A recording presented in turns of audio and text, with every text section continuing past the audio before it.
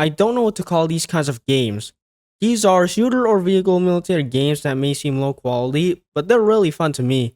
The most I've played is Naval Warfare, a team-based PvP game set in the Pacific Theater, where the countries USA and Japan try and destroy each other's harbors. You can spawn ships, submarines, and planes to fight the enemy team. The goal, as previously mentioned, is to destroy the enemy team's harbor while trying not to get your harbor destroyed. There are 3 islands with the codenames A, B, and C, which are capturable. The purpose of these islands is as spawn points, so you can spawn closer to the enemy's harbor, so you don't have to spend 10 minutes getting to said harbor.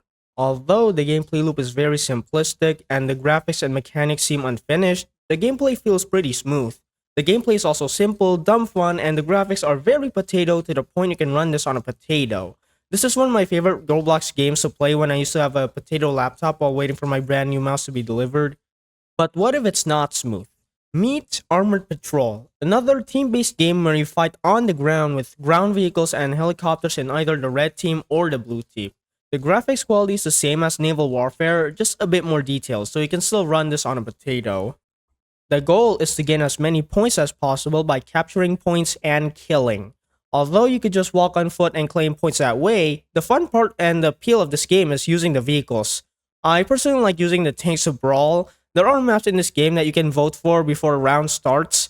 My personal favorite map is Urban, for the sole reason that the other maps are just reskins of one another and that they're just open fields, which is not fun. And that is one of the problems. Every other map is an open field map with a different texture. I know it's completely normal to have moments where you have no new idea, but it can't be this bad to the point that all the maps except for one are literally the same map. The only fun I had in this game was playing the urban map and that one moment in the winter version of the open field map where I was in a tank with a bunch of other tanks fighting together, and it felt really intense. That's probably the only time I'll have that feeling. There are a lot more problems that the game suffers from than just that though, like the controls of the vehicle sucking. Instead of the usual 1, 2, 3, and so on, you have to press F on your keyboard to switch and then the left mouse button to fire, or just hold that key down. The problem is, you also have to kill infantry with your machine gun, aside from the tanks and the helicopters that you have to deal with. Reaching for the main gun and the machine gun and holding respective keys to shoot is pretty tiring, because remember, the keybind to fire a main gun is F, and to fire the machine gun, it's B. This is what your fingers will look like switching between the main gun and the MG. And then we have the tank combat itself. It's annoying, and the reason is that the damage mechanic works so that you can destroy their armor in 2 hits. The first turns whatever piece you hit into the stud texture, and the second removes that piece.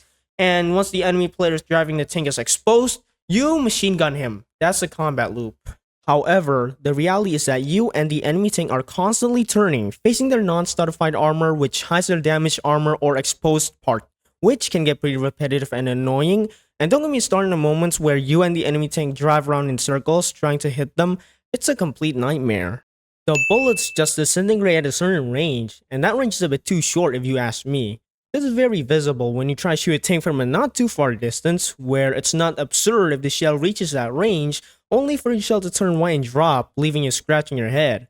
Now I'm not saying that they should remove the long range shell option, but change what happens to the shell at that range. It'd be better to make them have a greater bullet drop the further they go, and then disintegrate when the distances get absurd for the tank to be able to shoot at. This problem is also apparent in Naval Warfare with the ships, where if you fight at ranges where ships in the time period portrayed in the game fight, it wouldn't work because the shells disintegrate, forcing you to fight at very close ranges for a naval battle. Fourthly, the inverted drive controls. Now, you'd think pressing S and A makes you go back to the left, right? Well, dump all those muscle memories of the basic driving controls of using WSD for most games because it makes you go right. Well, that's all I have to say. I don't really expect the devs to change the game, nor do I want them to change at all, since many people do enjoy this, so I'm just telling my personal opinion on this. I was disappointed that this game didn't bring as much joy as games like Naval Warfare did, but if you do like it, that's fine. I'd love to hear your thoughts on what I said about the game or the game itself. Thanks, and MenelReviews out.